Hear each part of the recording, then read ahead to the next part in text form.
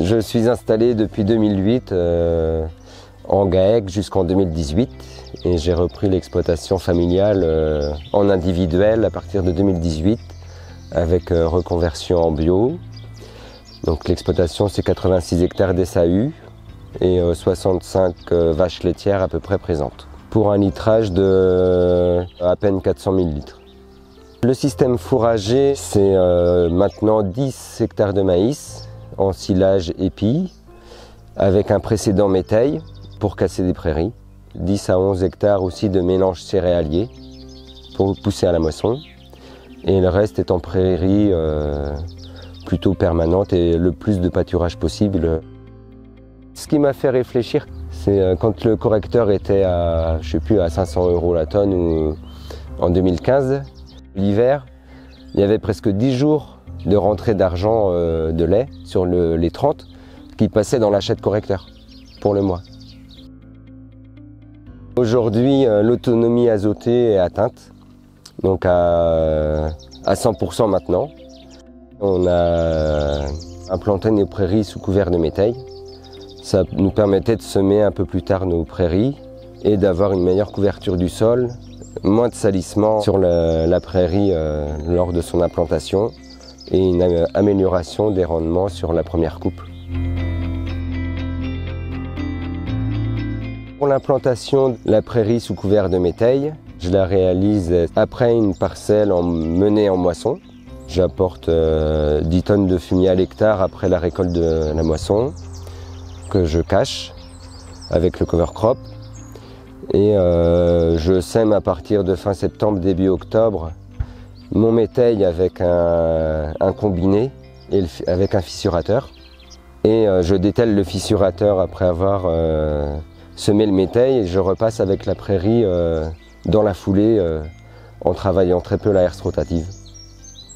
Après avoir semé la prairie, je roule la culture. Les critères de décision pour déclencher la fauche, j'essaye d'ensiler tout en même temps, que ce soit mes prairies, mes métails, toutes les cultures, comme ça un seul chantier.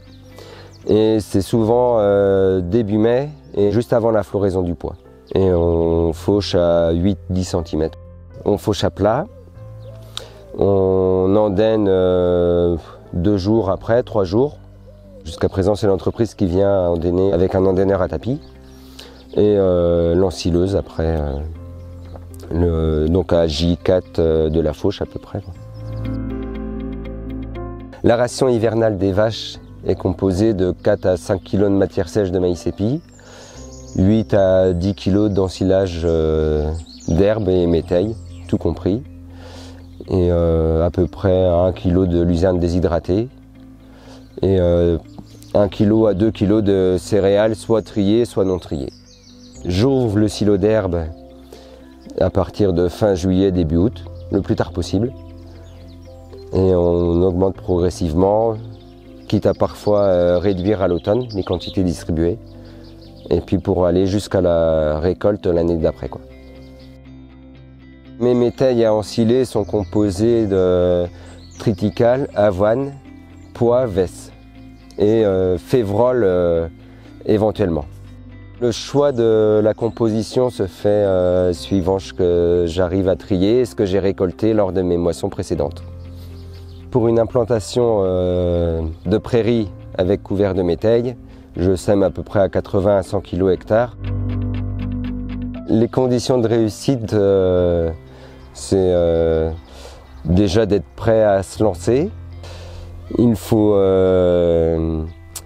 prévoir la fourniture de semences, parce que ça a quand même un coût quand on sème à des quantités élevées. Il faut aussi ne pas trop tarder quand on déclare la fauche, parce qu'on aura certainement plein de volume, mais de moins bonne qualité. Ça nous laisse cependant une marge plus grande, je trouve, pour la date de semis. Parce qu'on peut semer un peu plus tard, mais il ne faut pas forcément aller au-delà du 15 octobre, parce que ça peut être compliqué. Je ne reviendrai pas en arrière, parce que j'ai une indépendance financière. J'ai peut-être un peu plus de semis à faire, mais au moins j'ai la sérénité de ne pas acheter de correcteur azoté. Mes objectifs à présent sont d'améliorer ma conduite technique au pâturage, parce que les métayes, cela reste malgré tout coûteux en énergie, parce qu'il y a des heures de tracteur à passer. Mais ça reste un fourrage d'une bonne valeur et plutôt de qualité pour ma ration hivernale.